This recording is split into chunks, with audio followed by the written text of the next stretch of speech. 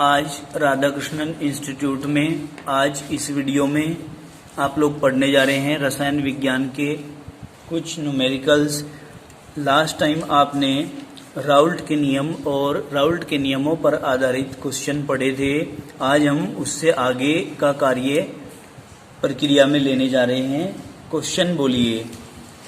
1.822 देखिए क्वेश्चन है आपका 1.822 ग्राम कार्बनिक पदार्थ m बराबर 155 कार्बनिक पदार्थ m m बराबर 155 155 हो तो 100 ग्राम C6H6 मतलब बेंजीन में घोलने पर हिमांक में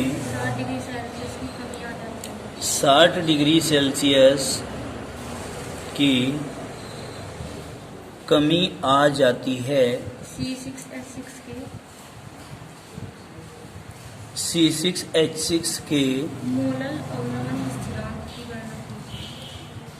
मोलल अवनमन स्थिरांक मतलब क्या KF की गणना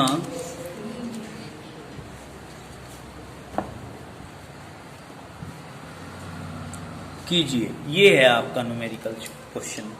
अब इस आप न्यूमेरिकल के अंदर सबसे पहले ये देखेंगे कि हमें क्वेश्चन में वैल्यू किस किस चीज की दी हुई है। जिस जिस चीज की भी वैल्यू दी गई है उसी का मान रख के आपको क्वेश्चन का आंसर निकालना है। ठीक है, देखिए सबसे पहले आपने कहा है 1.822 ग्राम कार्बनिक पदार्थ। तो इसमें आप एक चीज मान लीजिए कि ये कार्बनिक पदार्थ है हो तो इतने में घोला गया, बेंजीन में घोला गया। तो यहां लिख दो बेंजीन मतलब कार्बनिक पदार्थ बेटे विलेय है और बेंजीन में घोल रहे हैं तो बेंजीन विलायक है। इतनी बात समझ में आ गई। न्यूमेरिकल क्वेश्चन बोर्ड में ऐसे ही आते हैं।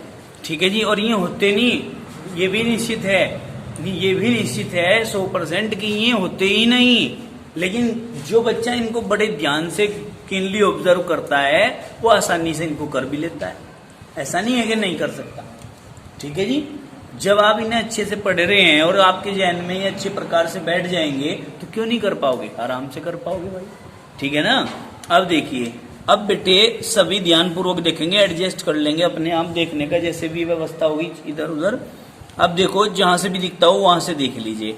अब देखिए ये कहा 1.822 ग्राम कार्बनिक पदार्थ यानी कि कार्बनिक पदार्थ की मात्रा है ये स्मॉल w का मान है 1.822 ग्राम। m बराबर 155 हो किसका, कार्बनिक पदार्थ का। मतलब ये कहीं की वैल्यू दे दी, बताओ m अणुभार 155।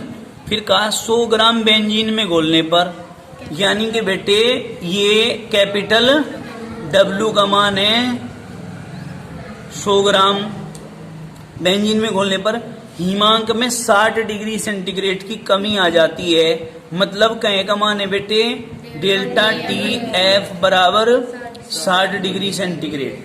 कोई दिक्कत है क्या भाई। आपको कहा कि बेंजीन के मोलल अवनमन स्थिरांक की गणना करनी है, मतलब KF की गणना करनी है। स्थिरांक तो K ही होता है ना, स्थिरांक K ही तो होता है भाई। क्यों भानु। अब हम KF की वैल्यू निकाल लेंगे। तो हमारे पास फॉर्मूला है मोलल अवनमन स्थिरांक के लिए, यहां लिख देना मोलल अवनमन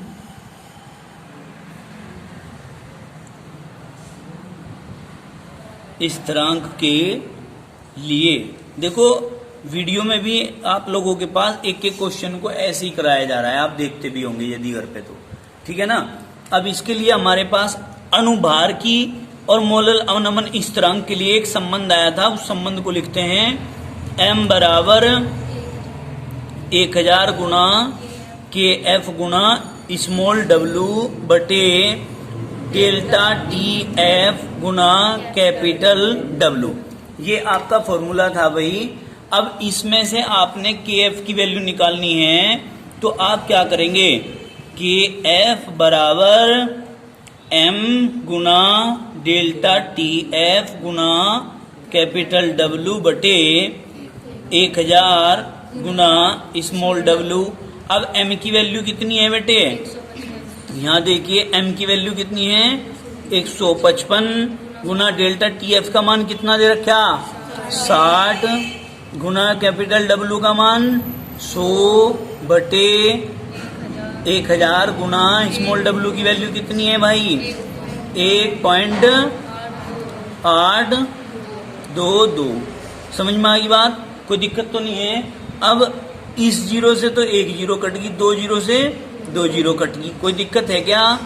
अब यहाँ हमारा आ जाता है 155 गुना 6 बटे 1.822। पॉइंट हटा दो, 1 2 3, 3 जीरो लगा दो। समझ में आ गई बात, 1 के आगे गुना। अब 2 से काट लो इसको, देखो कटता है क्या भाई, 2 नम 18, 2 एकम 2, 2 एकम 2, ये कट गया, और 2 तिया 6। समझ में आ गई बात। अब 3 से काट के देखियो ये कटे क्या, 3 तिया 9, कटता नहीं। तो आप क्या करेंगे, इसको लिखिए 155 गुना 3 और गुना 1000 बटे 911 करियो इसे गुना। 3 पंजे 15 का 5 का हासिल लगा 1, 3 पंजे 15 और 1 16 का 6 का हासिल लगा 1, 3 एकम 3 और 1 4 बटे 911 गुना 1000 करियो, भाग करियो भाई। देखिए इसको डिवाइड करने के बाद आपका ये आता है और गुना 1000। तो पॉइंट को 3 अंक की दर खिसका सकते हैं, इससे गुना करके कर सकते हो क्या नहीं। तो बेटे जब आप कर सकते हो तो आप यहाँ लिख दो 3 अंक की दर खिसका दो 510.42। ठीक है, ये आपका आंसर आ जाता है, कोई दिक्कत तो नहीं है। स्टार्ट करने जा रहे हैं अपने नए टॉपिक को, इधर इधर को खिसक जाओ। अब सामान्य गुण और अनुभार, क्या अब सामान्य गुण और अनुभार, ठीक है। अब सामान्य गुण किसको बोलते हैं, अब सामान्य गुण दिख रहा, इधर को जाओ। देखो वैद्युत अपघट्यों के विलयनों के कुछ अनुसंख्यक गुण अन्य अपघट्यों की अपेक्षा, वैद्युत अपघट्यों के मतलब जिनमें करंट बहता है उनके विलयनों के अनुसंख्यक गुण। समझ में आई बात। अन्य अपघट्यों मतलब जिनमें करंट नहीं बहता उनकी विलयनों की अपेक्षा अथवा उनके प्रेक्षित मान परिकल्पित मान से बहुत ऊंचे होते हैं।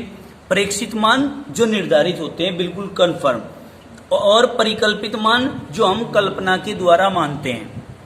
समझ में आई बात। किसी चीज का हमने कह दिया कि इसका मान तो इतना हो सकता है में और होता है, इसमें बहुत फर्क होता है। तो जो होता है वो तो प्रेक्षित मान है, जो कंफर्म है, डिटर्मिनेट है, और जो हम कल्पना के द्वारा मान रहे हैं उसको कहते हैं परिकल्पित मान।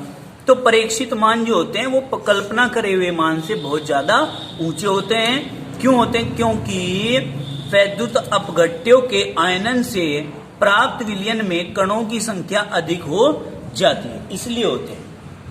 क्यों होते हैं भाई, इसलिए होते हैं क्योंकि विद्युत अपघट्य के आयनन से प्राप्त विलयन में कणों की संख्या बहुत ही अधिक हो जाती है। जब हम उनका आयनन करते हैं विद्युत अपघट्यों का तो बहुत सारे आयन प्राप्त हो जाते हैं हमें। समझ में आई बात, बहुत सारे कण हमें प्राप्त हो जाते हैं अनुसंख्यक गुणों से। इस प्रकार प्राप्त यह मान अब सामान्य अनुसंख्यक गुण, ये मान जो होता है अपसामान्य अनुसंख्यक गुण कहलाता है तथा उनके द्वारा निर्धारित किए गए अणुभार अपसामान्य अणुभार कहलाते हैं। अभी तो मैंने इसको क्या किया है, एक्सप्लेन किया है, अक्षरों का बनावट का बताया है कि कैसे कैसे अक्षर इसमें आ रहे हैं, किस अक्षर का मतलब क्या है। अब इसे थोड़ा सा डेफिनेशन के रूप में पढ़िए। क्या भाई, अपसामान्य गुण और अणुभार क्या होते हैं? अपसामान्य गुण और अपसामान्य अणुभार, तो सुनिए ध्यान से। विद्युत अपघट्यों के विलयनों के अनुसंख्यक गुण अनअपघट्यों की अपेक्षा अथवा उनके प्रेक्षित मान उनके परिकल्पित मान से बहुत ऊंचे होते हैं। समझ में आई बात? क्यों? क्योंकि विद्युत अपघट्यों के आयनन से प्राप्त विलयन में कणों की संख्या बहुत ही ज्यादा होती है। अनुसंख्यक गुणों से, किससे? अनुसंख्यक गुणों से प्राप्त होने वाले ये मान अपसामान्य अनुसंख्यक गुण तथा इनके द्वारा निर्धारित किए गए अणुभार अपसामान्य अनुसंख्यक अणुभार कहलाते हैं। बताओ समझ में आई क्या बात? कोई दिक्कत तो नहीं है? अब देखिए आगे चलते हैं इसी कड़ी में हम। हमारा ये जो 1/2 गुणांक है, ये अब याद करना ही आप लोगों की जिम्मेदारी है, क्योंकि एक बार पढ़ने से नहीं याद होया करता, इसको अभ्यास करना पड़ेगा। समझ में आई बात? और ऐसी कोई बेटे घुट्टी भी नहीं है कि आपको पिला दी और आप लोग एकदम से इसको याद कर लोगे, क्योंकि ये परिभाषाएं हैं, इनको 2-3 बार अभ्यास करोगे तो थोड़ा दिमाग के अंदर आएंगी, फिर भूल जाओगे आप इन्हें, फिर जब याद करोगे फिर याद आ जाएंगी, फिर भूल जाओगे, फिर जब दोबारा से याद करोगे फिर याद आ जाएंगी। समझ रहे हैं? जब एक चीज का कई बार अभ्यास होगा तब अच्छे से वो याद होती है, ठीक है नहीं? अब इसके बाद देखो बेटे, 1/2 गुणांक हम पढ़ रहे हैं। क्या पढ़ रहे हैं? जो कि आपके सिलेबस में से कट चुका है। देखो कट का निशान लग रहा है, क्या लग रहा है? लेकिन भले ही कट गया हो, हमने पढ़ना है। क्यों पढ़ना है? क्योंकि अभी इंटर के लिए नहीं पढ़ रहे आप लोग। जब इंटर करने के बाद कहीं जाओगे, कहीं की तैयारी करोगे, किसी भी कंपटीशन की तैयारी करोगे, तो 1/2 गुणांक को कहीं से रिप्रेजेंट करते हैं। अगर वहां यही क्वेश्चन आ गया तो फिर आप कहोगे कि जी ये इंटरमीडिएट के सिलेबस में से कट गया था, इसलिए इसके विषय में हम कोई भी जानकारी नहीं रखते हैं, यही कहोगे। नमस्ते भाई, ऐसा तो नहीं कह सकते ना। तो बेटे हमें पढ़ना चाहिए, भले ही हट गया हो सिलेबस से, कोई बात नहीं। देखो 1/2 गुणांक सुनो। किसी पदार्थ के लिए अनुसंख्यक गुण के परीक्षित मान, क्या कहा? किसी पदार्थ के लिए अनुसंख्यक गुण के परीक्षित मान तथा समान सांद्रता के विद्युत अनपघट्य के लिए अनुसंख्यक गुण के परिकल्पित मान। समान सांद्रता के, यानी कि जो पहले लिया था उतनी ही सांद्रता के, समझ गए? समान सांद्रता के विद्युत अनपघट्य के लिए, यानी कि ऐसे पदार्थ जिनका जल में आयनन नहीं होता और जिनके जलीय विलयन में करंट प्रवाहित नहीं होता, उनके लिए अनुसंख्यक गुण के परिकल्पित मान। कहेंगे भाई अनुसंख्यक गुण के परिकल्पित मान, जो कल्पना करी गई है वो मान के अनुपात को ही 1/2 गुणांक कहते हैं। अब परिभाषा जैसे देखिए, it's represented by small I. कहां से रिप्रेजेंट करते हैं भाई इसको? स्मॉल आई से। तो आई का मान क्या है? आई बराबर पदार्थ के अनुसंख्यक गुण के परिक्षिप्त मान बटे विद्युत अनपघट्य के लिए परिकल्पित मान के अनुपात को ही क्या कहते हैं भाई? 1/2 गुणांक कहते हैं। परिभाषा सूत्र से भी आप निकाल सकते हैं, समझ गए? परिभाषा सूत्र से कैसे निकाल सकते हैं? अब ज्यादा बड़ी ना करिए इसको, आप कह दो पदार्थ के अनुसंख्यक गुण के परीक्षित मान तथा विद्युत अनपघट्य के लिए परिकल्पित मान का जो अनुपात होता है वही 1/2 गुणांक कहलाता है। समझ में आ गई बात? कोई दिक्कत तो नहीं है? आगे चलिए, क्या कहा? मुख्यतः स्मॉल आई का मान विद्युत अनपघट्य से प्राप्त आयनों की संख्या के बराबर होता है। विद्युत अनपघट्य से प्राप्त, जब विद्युत अनपघट्य करते हैं मतलब जलीय विलयन के अंदर, किसी भी बीकर के अंदर जलीय विलयन बढ़ लिया किसी पदार्थ का, ठीक है, और उसके अंदर करंट प्रवाहित करते हैं तो करंट उसके अंदर प्रवाहित नहीं होता। तो उसको कहते हैं विद्युत अनपघट्य। तो विद्युत अनपघट्य से जो आयन प्राप्त होते हैं उनका मान और I का मान बराबर होता है। समझ में आई बात? उनका मान और I का मान क्या होगा? बराबर होगा। समझ में आई बात? कोई दिक्कत तो नहीं है? दोबारा पढ़िए वन टॉप गुणांक को। क्या कहा? किसी पदार्थ के लिए अणुसंख्यक गुण के परीक्षित मान, क्या भाई? किसी पदार्थ के लिए अणुसंख्यक गुण के परीक्षित मान तथा समान सांद्रता के विद्युत अनपघट्य पदार्थों के लिए अणुसंख्यक गुण के परिकल्पित मान के अनुपात को क्या कहते हैं?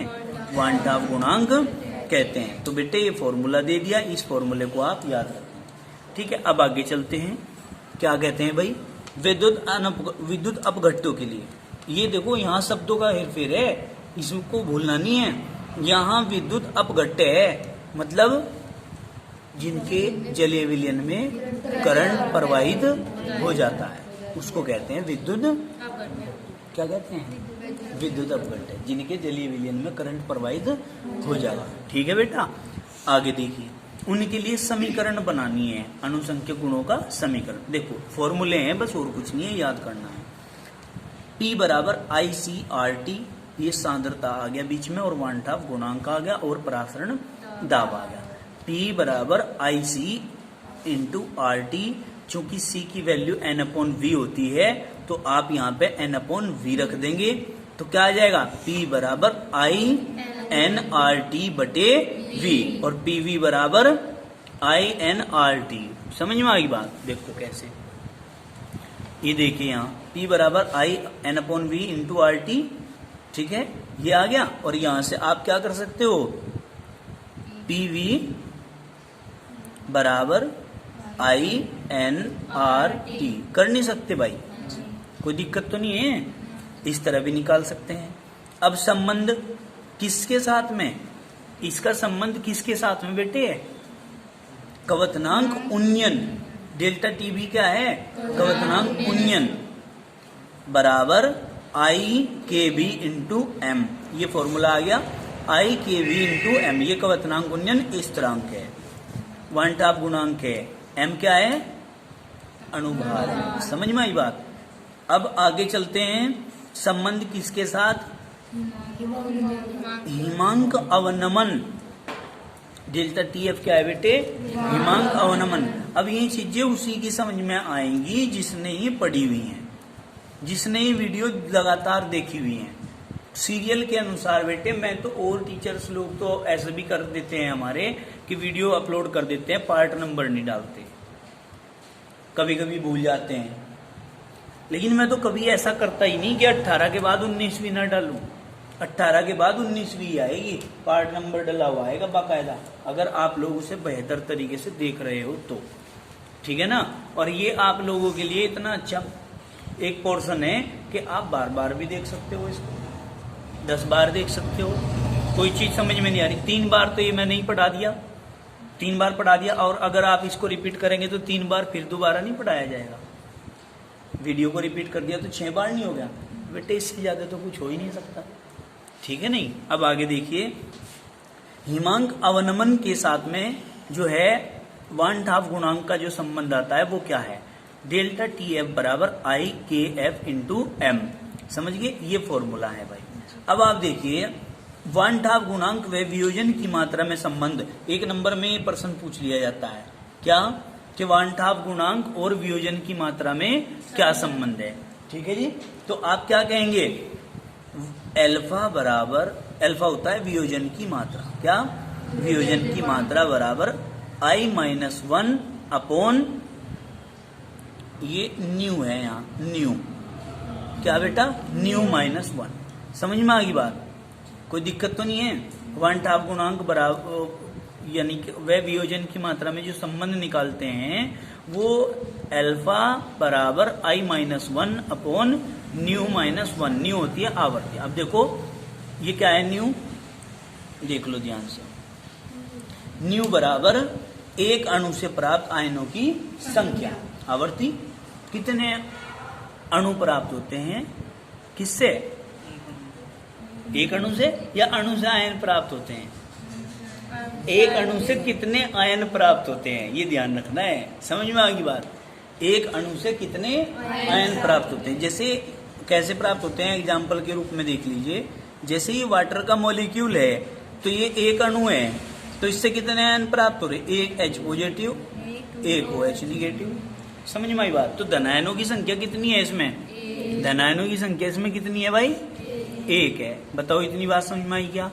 ये दिखा दिया हमने यहाँ पर, तो पता चल गया अणु से कैसे होते हैं आयन प्राप्त। अब भाई इसके बाद आगे चलिए, परासरणी गुणांक, जो कि इंपॉर्टेंट टॉपिक, ये लास्ट चल रहा है इस चैप्टर का और बहुत खास भी चल रहा है। देखो परासरणी गुणांक, परासरणी गुणांक बेटे किसको बोलते हो आप लोग? देखो वान-हाफ गुणांक के प्रेक्षित मान तथा चरम मान का अनुपात परासरणी गुणांक कहलाता है। क्या जी? वान-हाफ गुणांक के प्रेक्षित मान तथा चरम मान, चरम मतलब हाई लेवल तक पहुंच करके एक जो कंडीशन बनती है जिससे ऊपर कुछ नहीं होता, ठीक है, उस विलयन के लिए जिसकी हम बात कर रहे हैं, तो हमने कहा उसका चरम मान, जिसको क्लाइमैक्स भी बोल देते हैं अंग्रेजी में। ठीक है, देखिए हमने क्या कहा, वान-हाफ गुणांक के प्रेक्षित मान तथा चरम मान का अनुपात परासरणी गुणांक कहलाता है। तो परासरणी गुणांक को G से रिप्रेजेंट करते हैं और G बराबर होता है स्मॉल g से, स्मॉल g बराबर वान-हाफ गुणांक का प्रेक्षित मान बटे वान-हाफ गुणांक का चरम मान। तो दोनों का अनुपात निकाल दिया तो परासरणी गुणांक निकल जाएगा। और दोनों को प्रदर्शित कहां से करते हैं भाई? वान-हाफ गुणांक का प्रेक्षित मान I और वान-हाफ गुणांक का चरम मान V। समझ में आ गई बात? कोई दिक्कत तो नहीं है। अब लास्ट में चल के एक क्वेश्चन आता है, इंपॉर्टेंट है ये बहुत ज्यादा, हेनरी का नियम। ये कंपटीशन के लिए भी इंपॉर्टेंट है।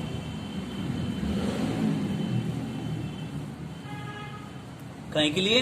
कंपटीशन के लिए। तो देखो क्या बात बताई गई यहाँ पर, हेनरी का नियम या गैसों की द्रवों में विलेयता का नियम। गैसों की द्रवों में विलेयता का नियम भी आप इसको कह सकते हैं। ठीक है, कैसे? देखो स्थिर ताप पर किसी विलायक के इकाई द्रव्यमान में घुली गैस की मात्रा। क्या भाई? स्थिर ताप पर किसी विलायक के इकाई द्रव्यमान में घुली गैस की मात्रा मतलब W, गैस के दाब मतलब P के समानुपाती होती है। फॉर्मूले से ही निकल रही परिभाषा। क्या? स्थिर ताप पर किसी, बताओ, विलायक के इकाई द्रव्यमान में घुली गैस की मात्रा मतलब W, गैस के दाब मतलब P के समानुपाती होती है। आइए अब देखिए, W/P अनुक्रमानुपाती हटा दो, ठीक है, तो क्या लगा देंगे? स्थिरांक। तो W/P बराबर स्थिरांक नहीं आ जाएगा, यानी नियतांक नहीं आ जाएगा। क्लियर होगी बात? अथवा करके कैसे प्रदर्शित कर सकते हैं इसको? देखिए कैसे, क्या कहेंगे, स्थिर ताप पर गैस के विलयन में मोल प्रभाज, स्थिर ताप पर गैस के विलयन में मोल प्रभाज जो होता है विलयन पर गैस के आंशिक दाब के अनुक्रमानुपाती होता है। सुनियो बात को गौर से, स्थिर ताप पर गैस के विलयन में जो मोल प्रभाज हैं, मोल प्रभाज तो पढ़ाए थे। अब ये पिछले टॉपिक निकल कर आ रहे हैं बेटे। पिछले टॉपिक यदि हमने नहीं पढ़े तो अब के टॉपिक समझ में नहीं आने के, क्योंकि आप यही सोचते रहोगे कि मोल प्रभाज पता नहीं क्या चीज का नाम है, जबकि है कुछ नहीं। विलय के मोलों की संख्या तथा विलय प्लस विलायक के मोलों की संख्याओं के कुल अनुपात को मोल प्रभाज कहते हैं। यदि विलय की बात कर रहे हैं तो विलय का मोल प्रभाज, यदि विलायक की बात कर रहे हैं तो विलायक का मोल प्रभाज। विलय की बात कर रहे हैं तो स्मॉल एन ऊपर आएगा, बटे में small N plus capital N आएगा। और अगर आप लोग विलायक की बात कर रहे हैं तो कैपिटल एन ऊपर आएगा, नीचे की साइड में small N plus capital N आएगा। ये फॉर्मूला था। हमने कहा है कि स्थिर ताप पर गैस के विलयन में मोल प्रभाज जो होते हैं विलयन पर गैस के आंशिक दाब के अनुक्रमानुपाती होते हैं। देखो यहाँ भी दाब के अनुक्रमानुपाती होता है, यहाँ भी दाब के समानुपाती होता है, तो अथवा करके इसीलिए तो बताई परिभाषा। आगे चलते हैं, क्या कहा देखो ध्यान से, यहाँ समझिए। दिख भी रहा सभी को भाई? दिख रहा है? क्या कहा? भालू दिख रहा है भाई? कहाँ भालू? कह रहे भालू दिख रहा है भाई। नुके हाँ जी। कहाँ भालू? देखो, विलयन में गैस का आंशिक दाब P, गैस का आंशिक दाब P अनुक्रमानुपाती है विलयन में गैस के मोल पर भाज एन के एक्स के, एक्स मान लिया यहाँ पर, किसके, एक्स के। तो बेटे फॉर्मूला निकल कर आता है पी अनुक्रमानुपाती एक्स, पी अनुक्रमानुपाती एक्स और पी बराबर के एक्स। ठीक है जी। और चूंकि हेनरी के नियम के अनुसार आप लोग पढ़ रहे हैं तो स्थिरांक भी क्या होगा, के एच।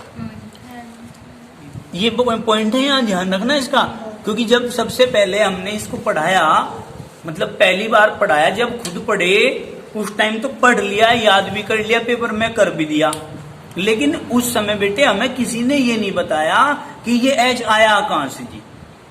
यदि हमने किसी टीचर से अपने पूछा कि ये एच कहां से आया, उनके किताब में स्टोरी लिख रहा, चुपचाप पढ़ ले भाई, ज्यादा बड़ा होशियार न बने, ज्यादा बड़ा रसज्ञ न बने।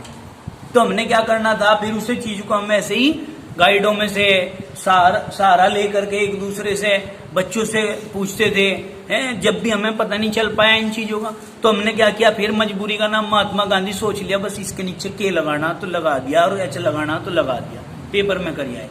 ठीक है। लेकिन जब बाद में पहली बार पढ़ाया तब इसकी खोजबीन निकाल ली गई कि ये एच क्यों आता है यहाँ पर। तो इसलिए मेरे ये बात याद आई, इसलिए मैं आप लोगों को बता रहा हूं। आप भी अगर खुद ही से करेंगे तो आप कहेंगे कि पी अनुक्रमानुपाती तो एक्स है, चलो समझ में आ गई बात। पी बराबर के एक्स है, चलो यहां तक भी समझ में आ गई बात। अनुक्रमानुपाती हटा दिया, बराबर लगा दिया और के स्थिरांक का प्रयोग कर दिया। लेकिन के में एच कहां से लगा दिया, इसके कहां से गोली लग गई, ये बात नहीं हमारी समझ में आई। तो बेटे आप लोगों ने ये समझना है, ये हेनरी स्थिरांक है ये, क्योंकि हेनरी का हम नियम पढ़ रहे हैं। तो हेनरी ने अपने नियम में स्थिरांक जो प्रयोग किया वो अपने नाम के अनुसार स्थिरांक बनाया के एच।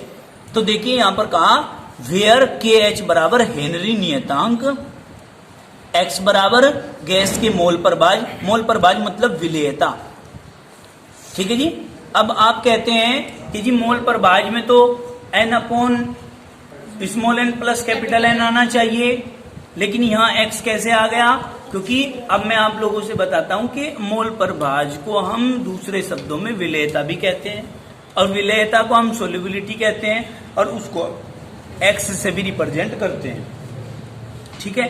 तो यहां पर P बराबर के एच इंटू एक्स जो आ रहा है ये आपको समझ में आ गई होंगी तीनों चीजें, क्या कहां से कैसे आया है। ठीक है। अब इसके ऊपर डिपेंड एक न्यूमेरिकल है वो कर लीजिए। ठीक है भाई, चलिए बोलो क्या है, पकड़ियो देखियो भाई सारे क्वेश्चन क्या है बेटे। H2 के लिए H2 के के लिए KH का मान, H2 के लिए मतलब हाइड्रोजन के लिए, किसके लिए, कहीं का मान, KH का मान, KH, H you para position में है भाई, है ना। KH का मान 5.34 की बात, 5.34 10 की घात माइनस +7, आ जाओ भाई, +7 टोर है, कंप्रेस्ड हो जाओ आगे। H2O यदि H2O यदि 25 डिग्री सेल्सियस यदि 25 डिग्री सेल्सियस ताप पर H2 गैस के विलयन, H2 गैस के विलयन, यानी कि हाइड्रोजन गैस के काहे के लिए, विलयन के ऊपर आंशिक, विलयन के ऊपर आंशिक दाब 760 टोर है, तो H2 गैस की विलयनता ज्ञात, तो H2 गैस की विलेयता ज्ञात कीजिए। यही तो है ना क्वेश्चन। अब देखो वैल्यू काहे की दी गई है इसमें, सबके सब ध्यान से देखेंगे। देखिए H2 गैस के लिए KH का मान, तो यानी कि ये आपके पास KH बराबर कितना है 5.34 गुना 10 की घात 7 टोर। H2O यानी कि जल 25 डिग्री सेंटीग्रेड पर H2 गैस के विलयन के ऊपर आंशिक दाब मतलब P बराबर 760 तोर है, तो H2 गैस की विलेयता मतलब X ज्ञात कर लो। ठीक है, ये है आपका। तो आप क्या कहेंगे, फॉर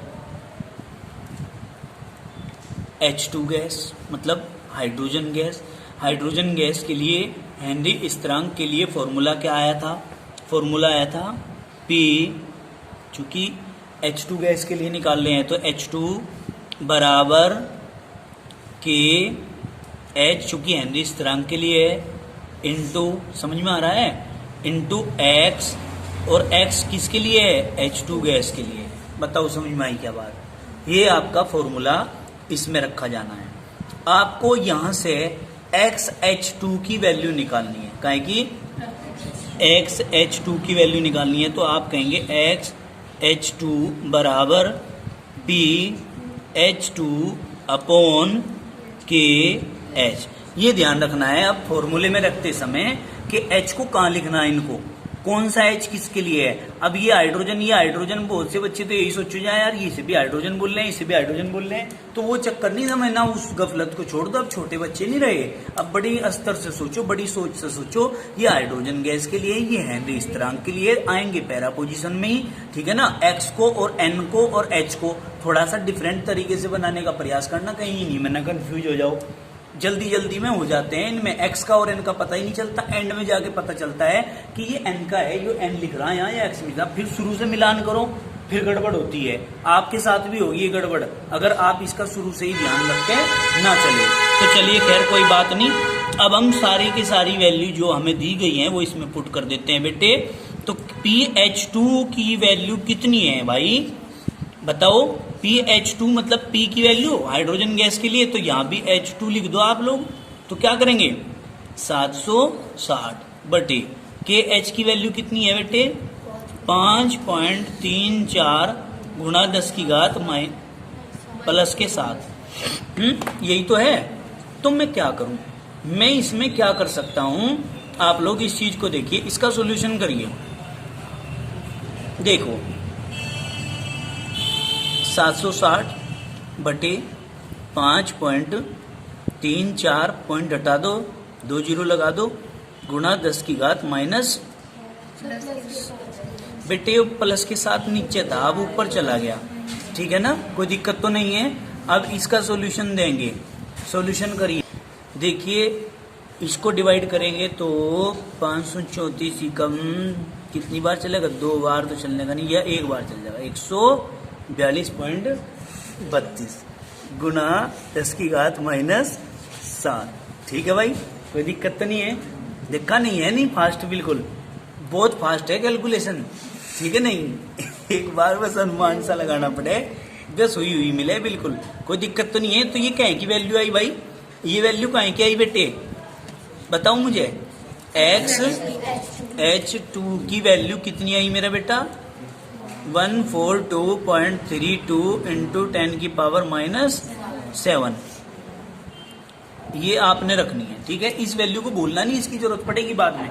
अब आप कह रहे हो हाइड्रोजन गैस के लिए मोल प्रभाज, यहां लिखेंगे अतः H2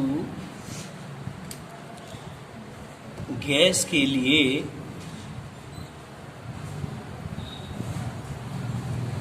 मोल प्रभाज कौन सी गैस के लिए, H2 गैस के लिए।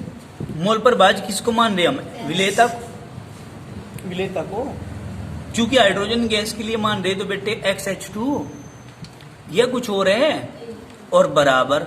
अब देखो मोल प्रभाज तो है X, यहां कंफ्यूजन भी बहुत ज्यादा होता है। मोल प्रभाज तो है X और बेटे ये N क्या, H2 upon N H2 plus capital N H2O, यानी कि ये विलायक, ये विले। समझ में आई बात। अब इसमें क्या करना है, आप लोगों ने पहले ही पता है, पिछली बार भी पढ़ा था, अति तनु विलयनों के लिए, अति तनु विलयनों के लिए मतलब विलय की मात्रा शून्य के बराबर लगभग नगण्य मान लेते हैं, विलय को नगण्य मान लेते हैं, तो NH2 is less than, is very less than capital N H2O। समझ में आ गई बात? तो आप क्या कर सकते हो, XH2 बराबर NH2 अपॉन, अब एक साल एक बच्चा बोला, कहने लगे जी गुरुजी जब हमने NH2 को बहुत ही कम मान लिया कैपिटल NH2O में से, तो हम तो इसका मान भी 0 रख देंगे यहाँ। मैंने कहा भाई तेरा तो इतना बड़ा दिमाग है, कितना बड़ा, इतना नहीं इतना बड़ा दिमाग है, बहुत बड़ा दिमाग है भाई। हम जो ये 0 मान रहे हैं ये उसी के लिए तो मान रहे हैं जिसमें विलय घुला हुआ। अब ये तो खाली विलय ही है, ये तो अपने आप में 100% है, लेकिन इस विलायक के अंदर ये कितना घुला हुआ हमें ये देखना। आप में से भी कुछ के दिमाग में ये बात आवेगी, आगे समझ में। पर वो बच्चा होशियार था क्योंकि उसको लगन थी, उनने इसीलिए ये बात भी पूछी, दिमाग में टकराई उसके ये बात। अब आपके भी टकराएगी कि जी हम इसे भी तो 0 रख सके। जब हमने यहाँ ये बात लिख दी तो इस बात को लिख कर ऐसा लगता है कि इसका मान भी 0 ही रखेंगे हम, लेकिन बेटे इसका नहीं रखना क्योंकि ये तो विलय है। विलय की अगर थोड़ी सी मात्रा भी है और वो थोड़ी सी अलग रखी तो वो तो विलय की 100% है। अगर उसको आप जल में घोल रहे हो, जल में जब भी तो दिखेगा, जल इतना बड़ा है, एक जो है होती बरक की पानी की, और उसमें एक बट्टी घेर दी आपने जरा सी, उससे क्या फर्क होने लग रहा? समझ में आई बात? तो मतलब क्या है, उससे कोई भी फर्क उसमें नहीं पड़ेगा। क्यों? क्योंकि विलय की मात्रा विलायक की कंपैरिजन में बहुत ही कम है। इसलिए यहाँ पर हम क्या करते हैं, इसको नगण्य मान लेते हैं और यहाँ पे कैपिटल N H2O रख देते हैं। बताओ इतनी बात समझ में आई क्या? कोई दिक्कत तो नहीं है? अब आप क्या करेंगे, ये आपसे वैल्यू निकाल लेंगे। क्या करेंगे भाई बताओ मुझे, क्या कर सको? भाई आपने कहा विलायक का मोल पर भाज निकाल ले। क्या? विलायक मतलब H2O का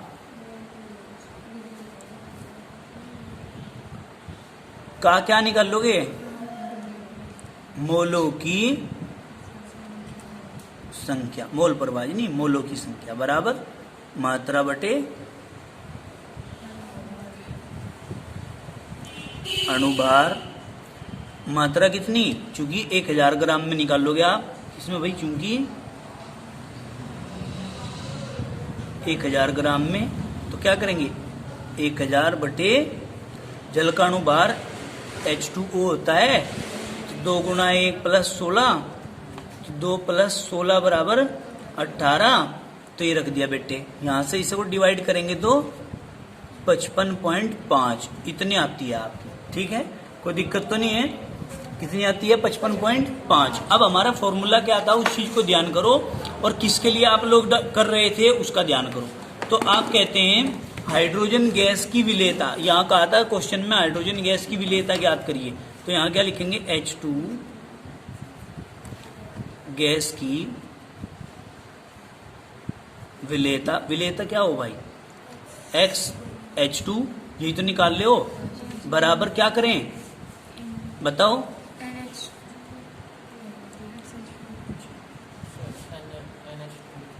देखो क्या निकाल ले हम, NH2 निकाल लेंगे। देखो भाई यहां क्या करेंगे, NH2 H2 गैस के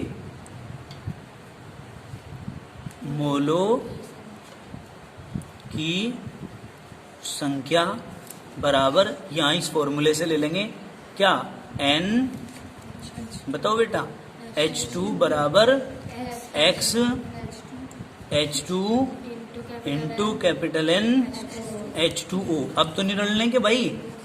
देखो अब क्या करेंगे, इसमें हम कहेंगे की वैल्यू है XH2 की वैल्यू निकल के हमारी कितनी आई थी, देखिए ये रही XH2 बराबर 142.32 गुणा 10 की घात -7। ये मान रखेंगे 142.32 गुणा 10 की घात -7 गुना, और इसकी वैल्यू कितनी आई बताओ जरा इसकी वैल्यू कितनी आई। NH2O की निकाल ली हमने अभी, ये रेनी H2O का मोलों की संख्या, ठीक है। यहाँ लिख दो कैपिटल N H2O का मान है बेटे, ठीक है नहीं। ये आई हमारी 55.5।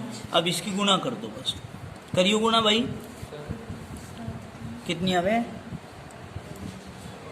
98.76। तो इसकी गुणा इसमें करने पे तो ये आती है, और गुणा 10 की घात -7। ठीक है भाई, कोई दिक्कत तो नहीं है। अब इसको किधर खिसकाओगे, इधर खिसका लो। 1 2 3 तीन अंक इधर खिसकाते हैं तो 7.896 और गुना 10 की घात -3 अंक इधर खिसकी, इसमें से 3 घटा दो तो 4। इतने आता है आपका कहें का मान, NH2 का मान। बताओ जरा इतनी बात समझ में आई क्या है भाई, समझ में आया। तो इस प्रकार के जो न्यूमेरिकल होंगे उन्हें आप ऐसे ही कर सकते हो। बताओ 298 क्या लिखा? 298 केल्विन पर CH4 की C6H6 पर CH4 मतलब मीथेन की C6H6 पर बेंजीन बोल रहे हैं इसको, लिखोगे ना हम इसका मोललता पर हेनरी स्थिरांक स्थिरांक 4.27 गुना 10 की घात 5 माइनस है 5 mm पारे का दाब है। पारे का दाब है। 298 केल्विन 298 केल्विन तथा 760 mm पर विलयन की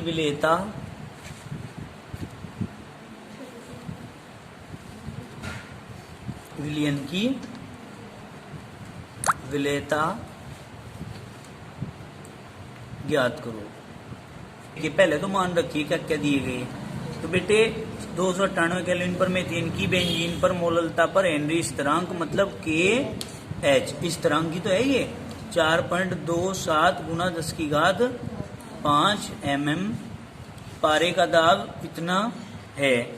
यानी कि ये पारे के टेम्परेचर पर कैलकुलेट की गई है वैल्यू, सारी फाइंड आउट करी इन्होंने, तब जाके आपको दी क्वेश्चन में।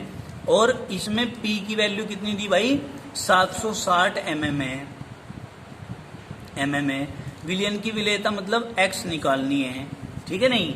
अब यहाँ हाइड्रोजन गैस थोड़ा ही है जो X लिखोगे। अब ये तो क्या दे दिए यहाँ पर, विलयन दे रखी है, तो हम क्या करेंगे भाई, फॉर्मूला क्या था हमारा बताओ।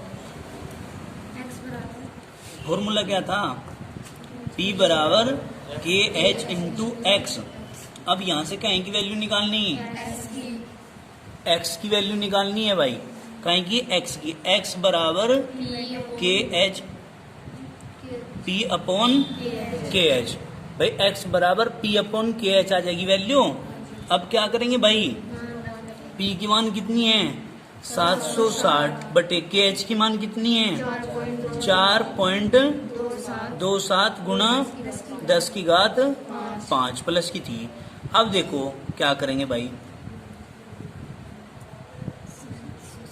760 बटे पॉइंट यहां से हटा दी, 2 जीरो लगा दूं, यहाँ पे कर दिया 427, ये हट गई, और गुना 10 की घात माइनस के 5। इसको हम क्या कर सकते हैं, इसको हम 76 बटे 427 और गुना 10 की घात 3 घटा दो माइनस के 2 रख सकते हैं। है भाई, क्या आया बताओ, क्या आया 76 बटे 427 का जो चलेगा हिसाब वो चलेगा कितने में 0.1779 चला लो, चलो कोई बात नहीं, 10 की घात -2 लगभग इतना चल जाएगा भाई, ठीक है ना। अब आप क्या करेंगे, माइनस की 2 घात हो रही, क्या कर सकते हो, इसको इधर ले जाओ, ले जाओ एक अंक। तो जब पॉइंट को हम एक अंक इधर ले जाएंगे यानी कि 1.7798 गुना माइनस की घात बढ़ जाएगी, माइनस की बढ़ जाएगी, माइनस के 3 हो जाएगी। तो ये आ गया एक्स का मान। किसका मान आ गया, एक्स का। फिनिश हो गया ये क्वेश्चन भी। अब नेक्स्ट क्वेश्चन पे चलते हैं। बताओ जरा फटाफट जल्दी से भाई, क्वेश्चन क्या है। 72 ग्राम H2 क्वेश्चन है 72 ग्राम H2 तथा H2O तथा 92 ग्राम एथिल अल्कोहल 92 ग्राम, एथिल अल्कोहल समझ में भी आ रहा भाई, एथिल एल्कोहल के मिश्रण में के, देखो भाई 72 ग्राम H2O तथा 92 ग्राम एथिल एल्कोहल के मिश्रण में दोनों के प्रभाज ज्ञात करें। दोनों के प्रभाज ज्ञात करो। लास्ट क्वेश्चन है ये। देखो सबसे पहले इसमें एक चीज तुम्हें ध्यान से करनी है, क्या कि इसमें विलेय किस चीज को कहें और विलायक किस चीज को कहें, ये चीज ध्यान करनी। तो आपको क्या ध्यान करना है भाई, दोनों में कम मात्रा किसकी है, जो जिसकी कम मात्रा है वो होगा विलेय। विलेय, विलेय कौन है, H2O 72 ग्राम जल है, तो हम क्या कहेंगे, विलेय यहाँ जल को माना गया। और जिसकी मात्रा कितनी है, 72 ग्राम जल की मात्रा बराबर 72 ग्राम। वैसे जल तो विलायक हो, हाँ जी, लेकिन यहाँ जल क्या है भाई, विलेय ठीक है। अब इसके बाद विलायक, एथिल अल्कोहल विलायक क्या है, एथिल एल्कोहल। इसको विलायक क्यों मानना बेटे, क्योंकि इसकी मात्रा अधिक है। क्योंकि इसकी मात्रा अधिक है। इसे 92 ग्राम मान लिया। अब क्या करेंगे, इसके बाद हम मान ली क्या है, तो दे रखी, समझ गए। हमने क्या करना है, इसने ये कहा कि दोनों के मोल पर भाज निकाल लो, यही तो कहा, पहले भी शायद ऐसा क्वेश्चन करा था हमने। तो हम क्या कहेंगे भाई, सबसे पहले विलेय, विलेय मतलब जल के मोल प्रभाज बराबर, क्या लिखेंगे, N कैपिटल में स्मॉल विलेय के मोलों की संख्या मोलों की संख्या बटे विलेय प्लस विलायक के विलेय प्लस विलायक विलायक के मोलों की संख्या, मतलब small N upon small N plus capital N. अब ये मान तो नहीं है हमारे पास, यानी कि पहले तो मोलों की संख्या ही निकालनी पड़ेगी। यहीं से हमने कंप्यूटर में जैसे फाइल खुलती है ऐसे ही फाइल खोल ली। क्या कहेंगे भाई, विलेय के मोलों की संख्या बराबर मात्रा बटे अनुभाग। सबको पता है इस चीज का तो भाई, आराम से भाई। अब मात्रा कितनी दे रखी बेटे, विलेय की मात्रा विलेय की 72 बटे विलेय क्या है, जल, जल का अनुभार कितना हो, 18। 18 से क्या पर कटे हो, 18 चौक 72। समझ में नहीं आई बात। फिर इसमें एक चीज हमें क्या रखनी है, विलायक भी रखना। तो विलायक की भी नहीं है हमारे पास, तो हम यहाँ क्या करते हैं भाई, यहीं से ही पार्टीशन करते हैं। क्या करते हैं यहाँ, विलायक के मोलों की संख्या बराबर, फॉर्मूला वही, मात्रा बटे अनुभार। विलायक के मोलों की संख्या मतलब क्या का मान निकालना है, ये कैपिटल एन का, ठीक है जी। और अभी अभी आपने जो ये यहाँ निकाला विलेय के मोलों की संख्या, ये क्या का मान निकालना, स्मॉल एन का, सॉरी कहीं का भाई, स्मॉल एन का, ध्यान रहेगा। चलिए अब यहाँ आ जाओ, बताओ भाई मात्रा कितनी है इसकी, 92 बटे अनुभार है तो ये अनुभार की क्या है, ये तो एथिल अल्कोहल है। यहीं से ही हम क्या करेंगे, एक फाइल और खोल लेंगे, क्या, एथिल अल्कोहल का अनुभार। भाई मोहम्मद खान समझ में आ रहा, क्या हुआ एथिल अल्कोहल C2H5OH। तो क्या करेंगे, 2 गुना 12 प्लस 5 गुना 1 प्लस 16 प्लस 1, तो 2 12 दूनी 24 प्लस 5 ही कम 5 प्लस 16 ही कम और प्लस 1, कितने हो गए टोटल जोड़ के हो गया 46। तो बेटे अब ये 46 जो वैल्यू हमारी आई है ये हमने यहाँ रख दी, और 40 दूनी कितने हो 92। समझ में आई बात। तो कैपिटल एन का स्मॉल एन का मान कितना आया 4 और कैपिटल एन का मान कितना आया 2। ये मान आ गया हमारे यहाँ, जो ये हमने फाइलें खोली। अब हम ये मान यहाँ इस फॉर्मूले में अपने रखेंगे, जो हमारा फॉर्मूला ये आया था, small N upon small N plus capital N, यानी कि विलेय के मोल पर भाज। तो यहाँ लिखेंगे विलेय के मोल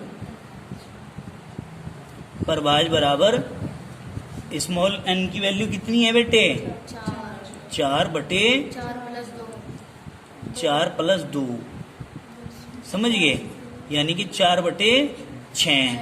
फिर क्या करेंगे, पॉइंट लगाई, 0 उतारी है, 6 छंग 36, फिर 4 बच गए, फिर 6 छंग 36, यही आ जाएगा। आगे समझ में कोई दिक्कत तो नहीं है। अब आप क्या करेंगे, तो विलेय के मोल पर भाज निकल गए। अब सेकंड पॉइंट क्या है, ये फर्स्ट पॉइंट था विलेय के मोल पर भाज, सेकंड पॉइंट है विलायक के मोल पर भाज बराबर, विलायक के मोल पर भाज के लिए क्या लिखेंगे बेटे, capital N upon small N plus capital N. और इस कैपिटल एन की वैल्यू कितनी है भाई 2 बटे 2 प्लस 4 प्लस 2, पहले 4 ही रख दो फिर 2 रख दो, हैं 2 प्लस 6, 2 बटे 6। तो क्या करेंगे भाई, पॉइंट लगाओ, 0 उतारो, 36 18, फिर 2 बज गए, फिर 36 18, फिर 36 18, ये आ गया। तो इस प्रकार से आपका ये आंसर भी क्लियर हो जाता है। ठीक है, कोई दिक्कत तो नहीं है, समझ में आया सभी की है। चलिए तो आज की इस वीडियो में इतना ही काफी, बाकी करेंगे कल। धन्यवाद।